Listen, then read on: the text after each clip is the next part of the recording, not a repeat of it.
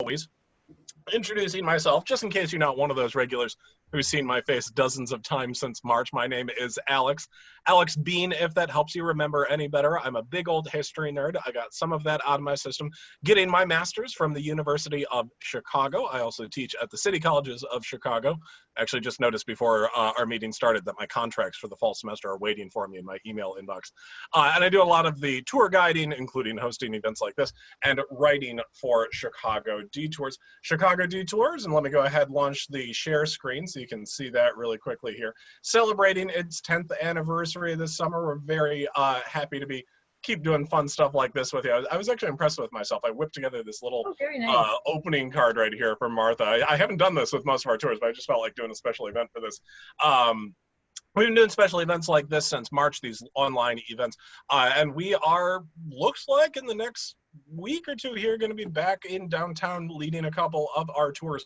So if you've been waiting for the chance to see us in person, that is happening quite soon here. But we're very happy tonight to have Martha from Belt Publishing join us, talking about the many issues, perhaps, that confront journalism and nonfiction writing in Chicago and in the larger Midwest region. So let me go ahead and turn it over to Martha. She'll kind of introduce herself and her work, and then we can, I've got a couple of questions prepared for her, and if you have questions for her, feel free to put those into the group chat.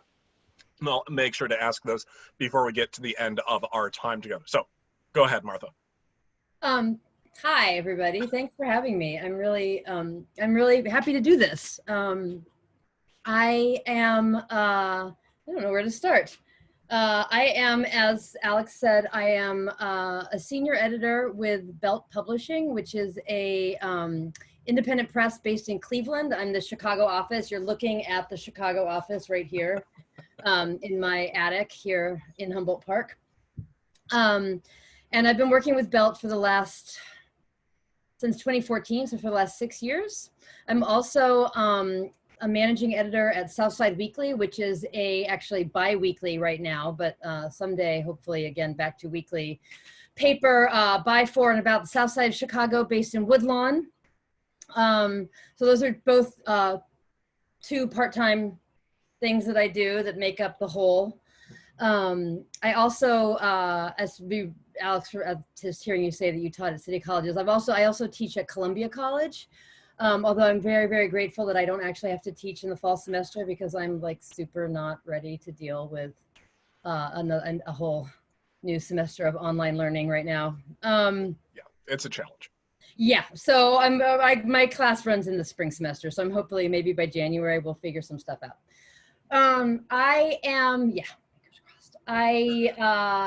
not a native Chicagoan. I have lived here for 25 years. I moved here Memorial Day weekend, 1995, after a couple wayward years in New York City. But I'm actually originally from the West Coast, from Seattle. And I think that when I moved to Chicago from New York, I think I thought I was on my way back to the West Coast, but I never made it. I stayed here. I fell in love with it. And I've been, especially for the last 6 years or so, a lot of my work has really been about elevating stories of the Midwest and of Chicago, and really kind of trying to, I guess we always talk about kind of like elevating untold narratives, which is a pretty vague and generic statement, I think, but basically a lot of the work that I've done over the last 25 years kind of, I think, falls into that category in one way or another. I was for 10 years an editor at the Chicago Reader from 1998 to 2007. And I left the Chicago Reader when that paper was sold in the first of many ownership transitions that kind of, that I'm honestly very grateful that I didn't actually have to live through. That was a great job. In some ways, it's the greatest job ever, and it's a job that probably doesn't exist anymore, frankly. And since then, I've kind of bounced around Chicago journalism. I worked at the Tribune for 2 years as a copy editor. I've worked in trade publishing. I've worked in academic publishing. I actually got my start in all of this at the University of Chicago Press before I worked at the Reader. And I went back and worked for a journal at the U of C for a couple of years in the middle. I worked at Medill for a little while. So I've been doing the freelance shuffle for the last 10 years, basically, since I left the Reader. Yeah, it sounds like you're trying to hit every base possible Yeah, in Chicago publishing and journalism. I'm okay I like where I am right now. I think I'd like to stay there for now. Yeah. So that's my biography, basically. Fantastic. And I know your work best, I would say, through Belt Publishing. We were chatting a little bit, before the session began, about how I had stumbled across Belt through Ted McClellan's How to Speak Midwestern a couple of years ago, and kind of went on a dive through some of your publications. I've been keeping up, especially with the Chicago-centric stuff, ever since then. So could you give us, and maybe for Belt generally, which I know covers the larger Midwest, or even just for Chicago specifically, what is, you were saying the mission statement was sort of voices that don't get broadcast all that often, that sort of idea, is what you're trying to find and publish. Is there anything specifically in some of the Chicago-centric publications that you were looking for, or maybe that you were particularly proud to have found and published? Oh, wow. Well, and with Belt, I think that by definition, people writing in the Midwest are often elided or overlooked in sort of the national narrative. So in that sense, simply by elevating Midwestern stories and giving them a platform in which they are taken seriously and taken, in all their complexity and nuance and diversity, is in itself an untold story still, sadly. And especially now, like in an election year, when we're starting to get subjected once again to these kind of really reductive narratives about like flyover voters and Trump country and all this other stuff. We really work hard to push back against those kind of characterizations. But with the books that I've done in Chicago, so the most recent one is this one, which is the Chicago Neighborhood Guidebook, which I edited, which came out last fall, and it already kind of feels like an artifact of a time gone by in some ways. But it's really a collection of neighborhood-based stories. Mm-hmm. So it's a lot of them by young or inexperienced or less published writers. People writing about kind of corners of Chicago that aren't covered by Northside centric media. Mm-hmm. Writers of color, writers who are talking about in very real ways about their own experience, kind of living with all the divisions that are, now this, especially in the last couple months, like now, evidenced more in evidence than ever in Chicago, but that have been there all along. So the Chicago Neighborhood Guidebook, simply in its structure and in the way it's kind of weighted, it doesn't cover every single Chicago neighborhood, because if it had, it would be like this thick. That was my goal, but it didn't really happen. But it's heavily weighted towards the South and West sides. It starts on the West side, and it kind of goes from the West, the stories in it go from the West side down to the South side, all the way down to the far Southeast side, and then kind of up the lakefront, and then finally up to the North side. So it takes kind of a counterintuitive, to my eye, a counterintuitive like path through the city. Most stories about the city start in the loop and radiate outward. So that's that. But we have other stories that aren't, like another Chicago-centric book we published recently is this one, which is called This City is Killing Me, which we also just ran a review of in Southside Weekly that I had nothing to do with, I swear. But this is a book by like a Chicago social worker talking about case studies from clients he's worked with when he was working at a sort of safety net hospital on the West Side, and talking about how the mental health crises that people that he worked with were intersected with public policy in Chicago. So there's one story that kind of maps onto the story of public housing, and one that maps onto the story of kind of the closing of Chicago public schools in certain neighborhoods, and things like that. So was one that maps onto policing and gun violence. So this is a really beautiful and I think incredibly important book that came out last August and is still kind of making its way slowly into the world. And that's one of the things that I actually like a lot about Belt, is I think a lot of our books are slow burn books. They're not out there to like grab all the headlines and then disappear in another month, I hope. Although we'd be happy to take some, New York Times bestseller status right now, frankly. Yeah, I'm sure not many publishers would necessarily turn down being on a bestseller list. But no, I think that is a great quality, to have something that speaks to the moment, but also doesn't feel like it's no longer relevant after that immediate moment of publication has passed. Yeah. So can I plug one other Chicago book?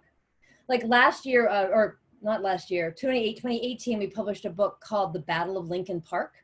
Yes. We talked about the history of Lincoln Park and kind of in the 60s and 70s and how it evolved from being a primarily Puerto Rican neighborhood to the Lincoln Park that we know today. And the author, Daniel K. Hertz, is now the Deputy Policy Commissioner for the Department of Housing for the city of Chicago. I'm sure I'm mangling his title, but he was independent thinker, but when he wrote the book for us, and it just looks at the story of Lincoln Park in Old Town as kind of the first instance of what we now understand to be the cycle of gentrification in Chicago. And I think it's a story that a lot of people don't know. People who are new to Chicago, who've only lived here for 10 years even, they don't know that like 50 years ago, Lincoln Park was a black and brown neighborhood. Oh yeah, I'm a resident right on the northern edge of Lincoln Park, but I read that book and it made me look at my own neck of the woods in completely new ways. I had no idea. Oh, did my camera just pop out there? The camera just went away. You can still hear me though? Yes. There I am. Yeah, there you are. But no, that was I think one of those reading experiences that I'll remember for a long time, just because it's my neck of the woods and there's always new things to discover. But this was stuff that fundamentally altered the way I looked at my own neighborhood. And I was tremendously happy to be reading about it from local author, local editors, local, regional publisher, that sort of thing. So yeah, very happy to have all of you in existence publishing this stuff that can bring so much of the city, both its past and its contemporary status, to life and to light a little bit more.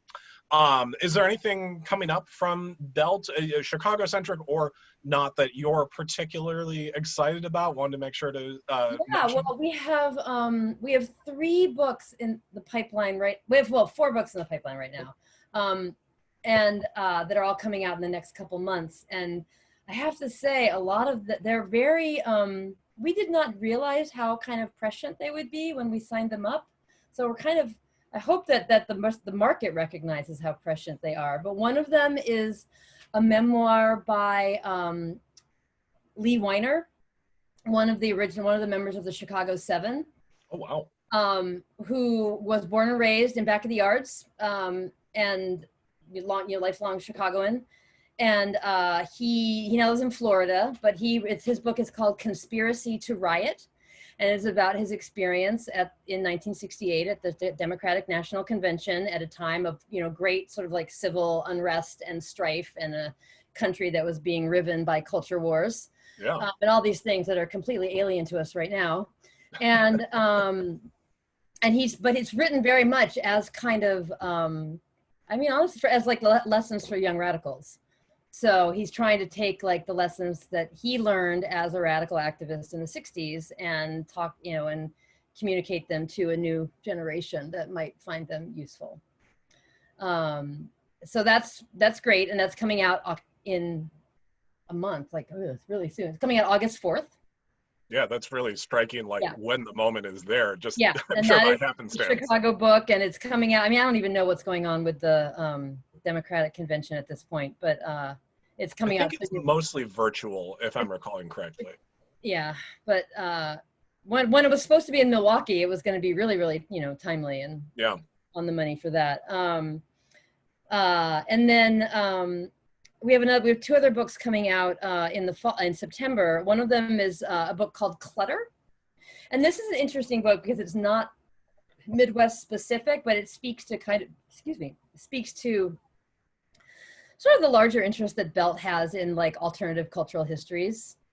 It's called Clutter and Untidy History, and it is a cultural history of clutter. And we signed this up a year and a half ago, and now in this moment when everyone is trapped at home and busily cleaning out their attics, it seems to have found new resonance as well. Starting to wonder if the Chicago office for Belt Publishing there can kind of see the future in ways the rest of us can't. Yeah, I feel like we were really on the money in the weird ways. And the other one that we also have coming out in September is an anthology of writing called Black in the Middle, about the experience of being Black in the Midwest. And it is edited by Terrian Williamson, who is a professor of African American Studies at the University of Minnesota in Minneapolis. And needless to say, this book is all of a sudden getting a ton of interest from the national media in ways that we absolutely had no expectation. So again, this is a book that's been in the works with us for 2 years. Yeah. And it's coming out in September. So all three of those titles we're very excited about. Well, that it sounds fantastic. Like I said, it seems like you're kind of hitting right when the moment is asking for it with a lot of the publications here. Now I know a Belt is just one half of what you get up to.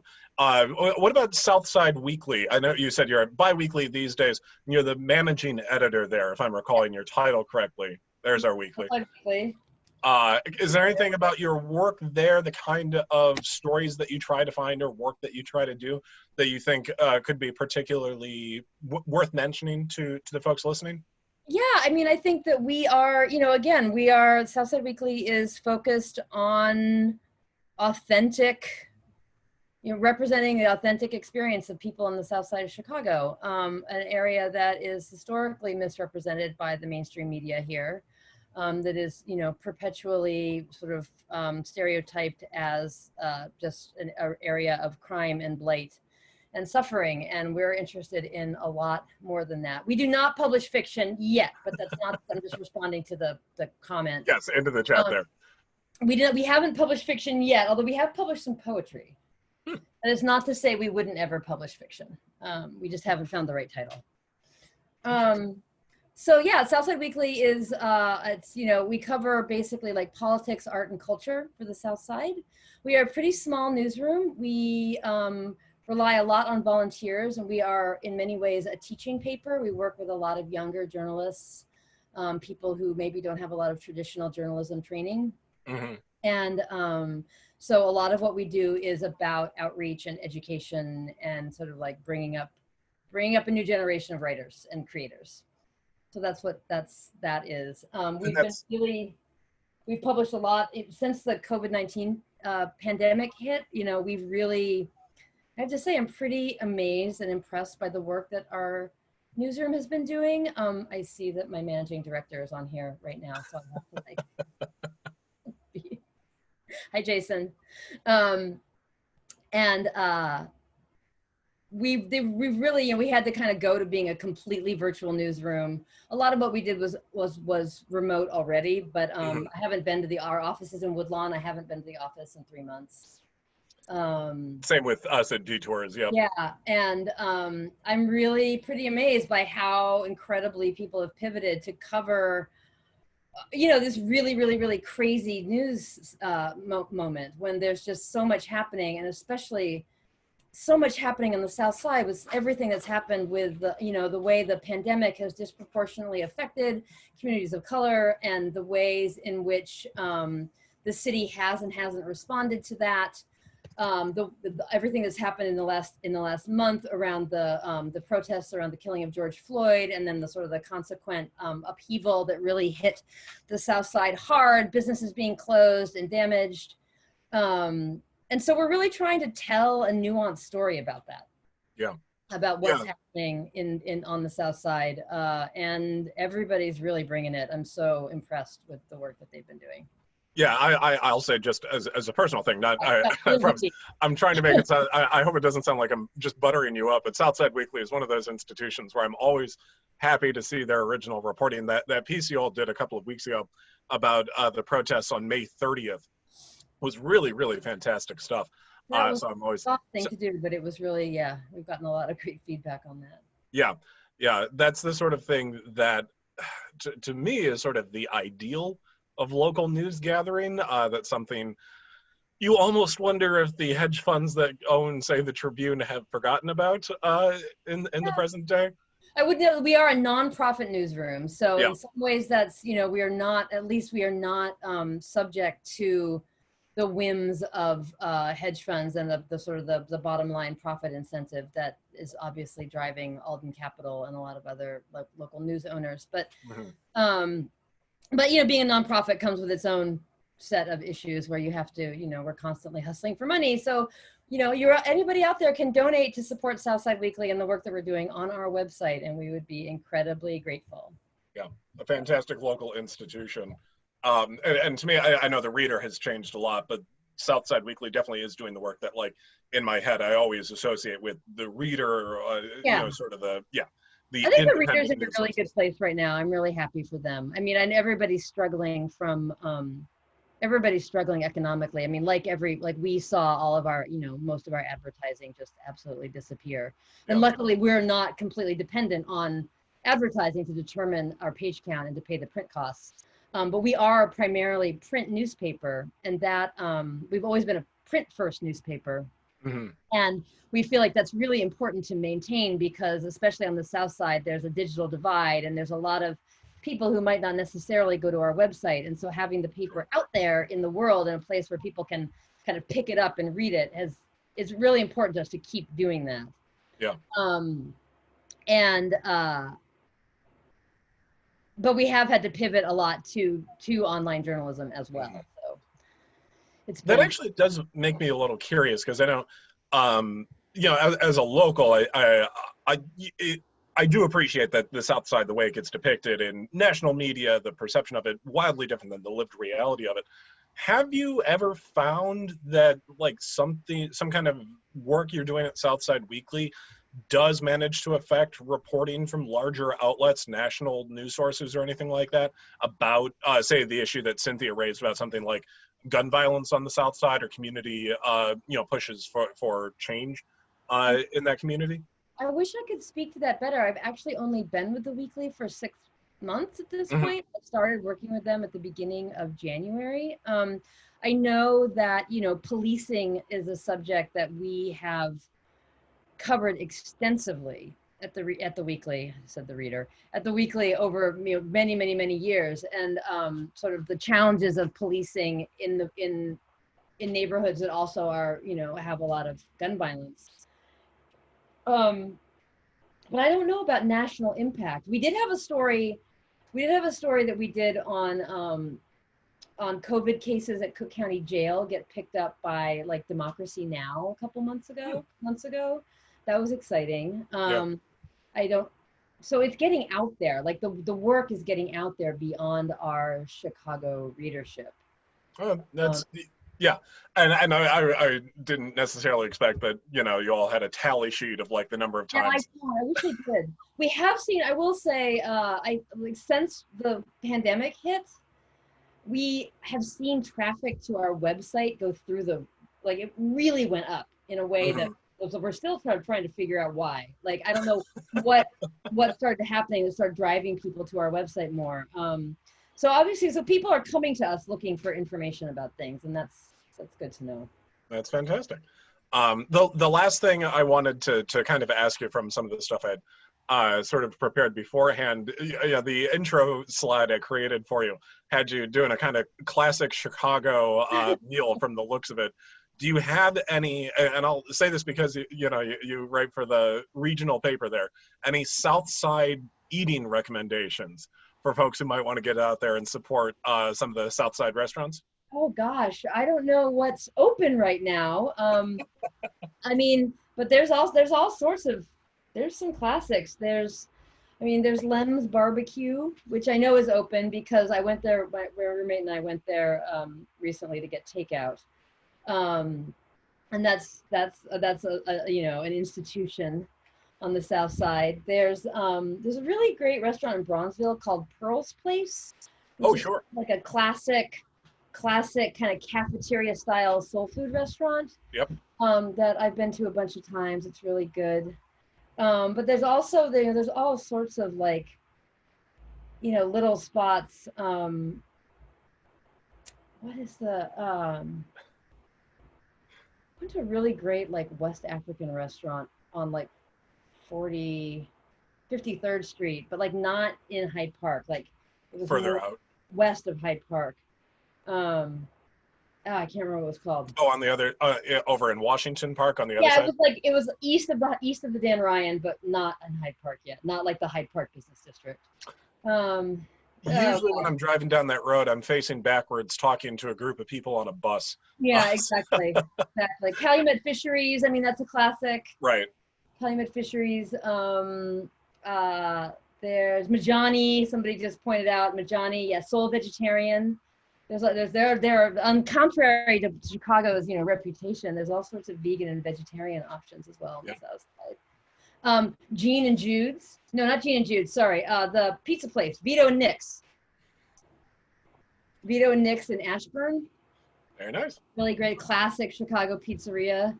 I went there last year once, and I was just, I remember going to the restroom and just like reveling in the voices of all the women talking around me, because it was this like symphony of like amazing Chicago accents.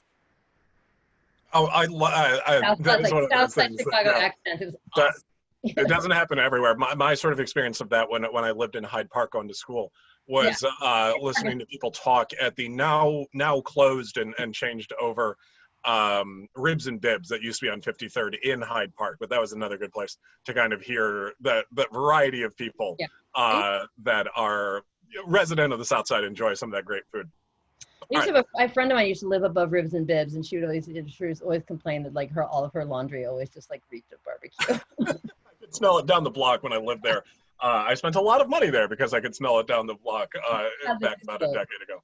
All right. Well, thank you for joining us. Of course, wanted to make sure to respect everybody's time, so I wanted to kind of mention our closing stuff here. Thank you for joining. Thank you, Martha, for joining us most of all.